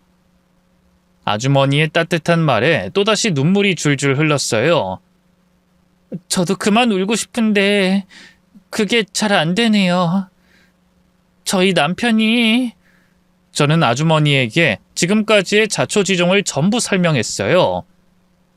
솔직히 제 얼굴에 침뱉기였지만 누구에게라도 툭 터놓고 이야기하고 싶었거든요.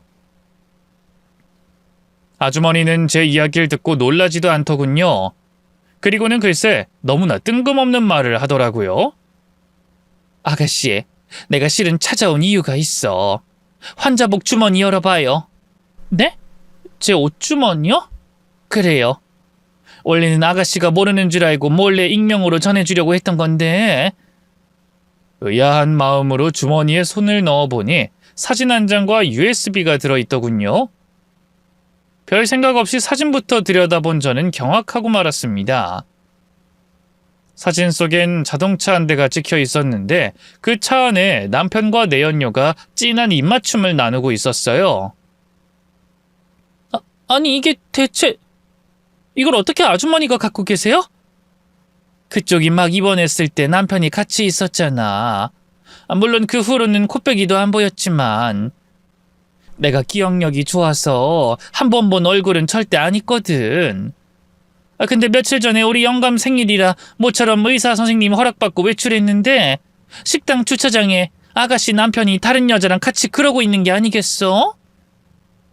일단 급한 대로 증거 남겨야겠다는 생각에 사진 찍어뒀지. 또 둘이 밥 먹을 때 나눈 대화도 혹시 몰라 녹음했어요.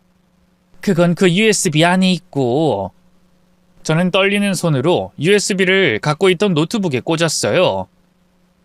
안에 있던 녹음 파일을 들어보니 내연녀와 남편이 나누는 역겨운 대화가 고스란히 담겨 있더군요. 제 보험금이 나오면 그 돈으로 같이 유럽 여행을 가자는 등 명품백을 사자는 등 별말을 다 했더라고요. 어때요? 이 정도면 바람난 증거론 충분하겠지? 더 빨리 알려주고 싶었는데 아가씨가 알면 병이 더 악화될까봐. 그냥 모르는 채로 두는 게 좋지 않을까 싶기도 했고. 근데 그래도 알 건 알아야겠다 싶더라고. 그래서 몰래 주머니에 넣어뒀던 건데 그 전에 아가씨가 알아버렸네요. 더 빨리 줄 걸 미안해요. 아니에요. 정말 감사합니다, 아주머니. 감사합니다. 전 아주머니의 손을 부여잡고 몇 번이나 고개를 숙였어요. 아주머니는 필요하다면 재판에서 증언도 해주겠다고 하더군요. 캄캄한 어둠 속에서 한 줄기 희망의 빛을 발견한 기분이었네요. 다음 날 저는 바로 변호사에게 연락했어요. 그리고 외도 증거를 찾았다고 얘기하고 바로 USB 파일과 사진을 보냈죠. 변호사는 바로 이혼 소송과 상간녀 소송을 준비했고요. 상황은 제게 유리한 쪽으로 흘러갔네요. 행운은 거기서 끝이 아니었어요.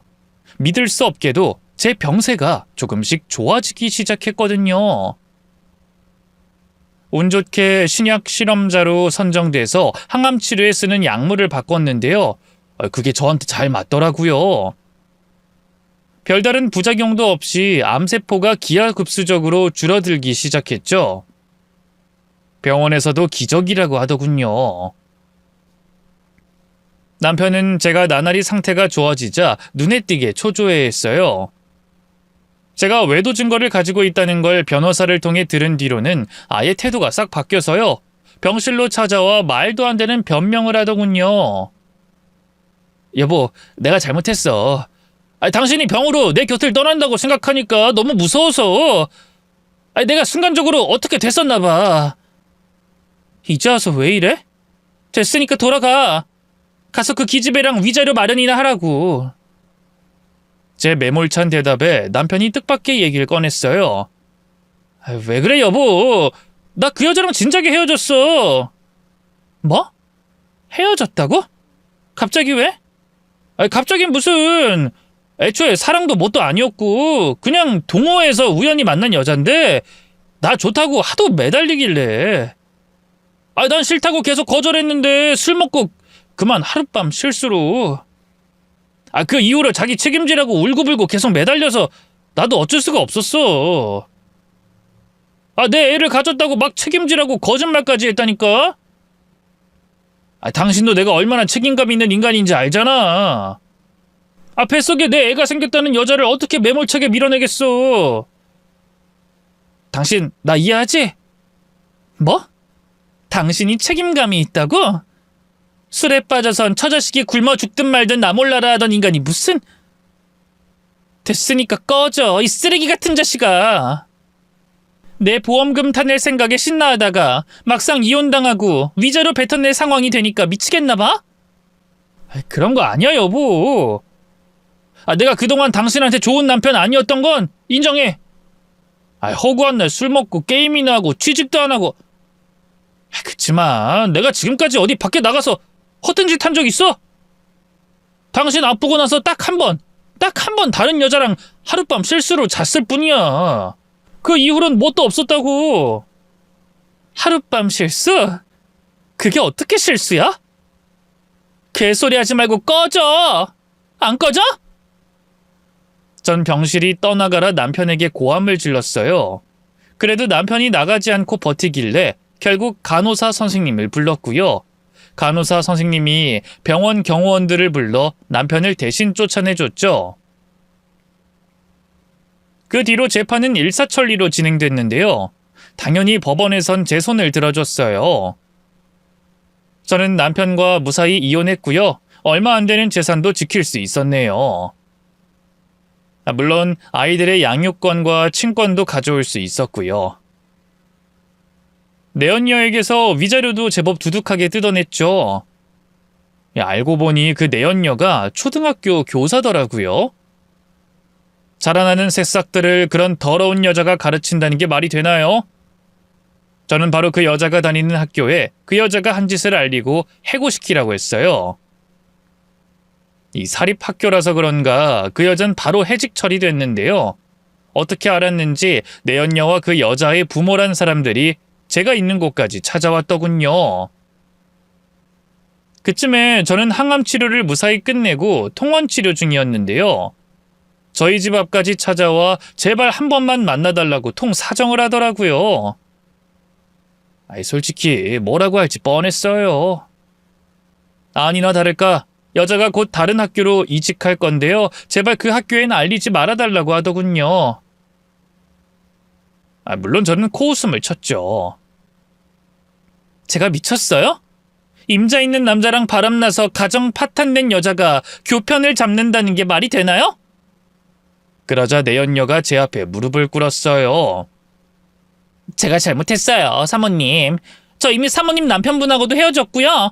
저는 아무 사이도 아니에요. 앞으로는 절대 사모님 앞에 안 나타날게요. 평생 반성하고 후회하며 살게요. 그러니 제발 한 번만 봐주세요, 네? 저도 먹고 살아야죠. 웃기고 있네. 내 사망보험금으로 명품백 사달라고 그 인간한테 살랑거리던 네 목소리가 아직도 귀에 생생해. 그런 여자가 뭐? 평생 반성하고 후회해? 장담하는데 넌 내가 용서해주는 순간 바로 돌변할걸? 분명히 또 다른 남자한테 접근해서 똑같은 짓 저지를 거라고. 너같이 남자에 미친 여자가 그렇게 쉽게 변할 수 있을 것 같아? 아니에요. 저 이제 안 그래요. 사모님 때문에 제가 얼마나 큰 잘못을 저질렀는지 깨달았다고요. 그러자 내연녀의 옆에 서 있던 부모들도 황급히 무릎을 꿇었어요. 사모님, 다 제 잘못입니다. 딸 자식을 제대로 가르치지 못해서 씻을 수 없는 상처를 드린 거 잘 알고 있어요. 하지만 같은 자식 있는 애미로서 제발 제 심정을 헤아려 주세요. 우리 딸 이대로 주저앉을 순 없잖아요. 아직 살아갈 날이 많은 아이인데. 누가 보면 제가 뭐 죽으라고 고사를 치는 줄 알겠어요? 선생 안 한다고 죽는 거 아니잖아요. 우리의 평생 꿈이 교사였어요. 그 꿈 이룬다고 애가 얼마나 고생했는데요. 제발 부탁드려요, 사모님. 솔직히 부모는 무슨 죄가 있겠어요. 눈물로 호소하는 내연녀의 엄마를 보면서 마음이 약해진 것도 사실이었어요. 하지만 마음을 독하게 먹고 입을 열었죠. 전 이런 더러운 여자가 애들 가르치는 꼴 절대 못 봐요. 그러니까 이만 돌아가세요. 저는 애원하는 내연녀와 부모를 외면한 채 돌아섰어요. 그러길 참 잘한 게요. 용서를 빌 때는 언제고 그 인간들이 저를 명예훼손으로 고소했더라고요. 기가 막혀서 진짜. 아유, 진심으로 반성했다면 그럴 수가 있나요? 그깟 명예훼손 두렵지 않았어요. 뭐 변호사 말로는 끼케야 벌금 좀 나오고 말 거라고 하더군요. 그래서 그 내연녀가 학교를 옮기자마자 그 지역 학부모들에게도 내연녀의 외도 사실을 알렸네요. 부모라면 다 똑같은 마음 아니겠어요? 그 지역 학부모들은 바로 학교에 항의했고요. 결국 그 내연녀는 교단에 서보지도 못하고 잘렸네요. 그 뒤로는 소식도 모르고 살았는데요. 나중에 우연찮게 근황을 알게 됐는데 지금은 교사 그만두고 고향으로 내려간 상태고요. 거기서도 소문이 다 나는 바람에 시집도 못 간 채 여직 노처녀로 있다 하더군요. 자기 팔자 자기가 꼰 거죠 뭐. 밑바닥 인생을 살고 있는 건 전남편도 마찬가지예요. 이혼당한 전남편은 또다시 술에 손을 댔는데요. 이젠 말리는 사람도 없으니 작정하고 펌하셨나 봐요.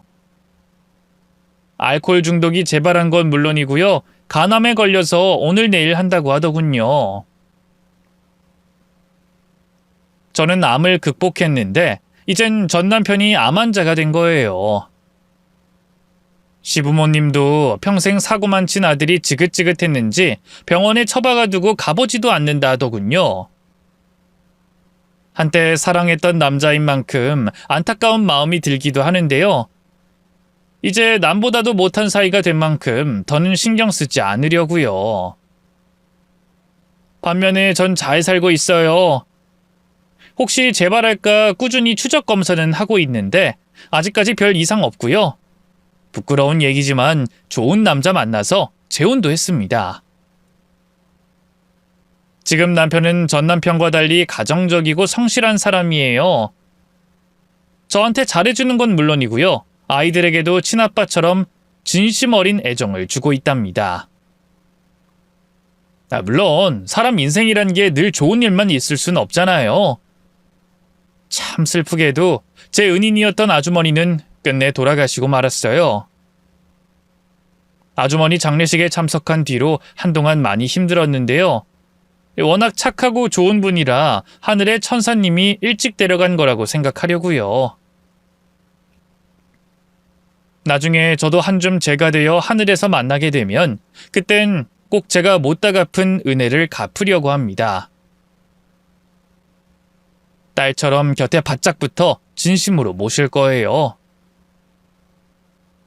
과거의 상처는 여전히 아프지만 그 모든 것들이 저를 더 강하게 만들어줬다고 생각해요. 제 이야기가 누군가에게 작은 희망이 되길 바랍니다. 혹시 지금 절망 속에 계신 분이 있다면 너무 괴로워하지 마세요.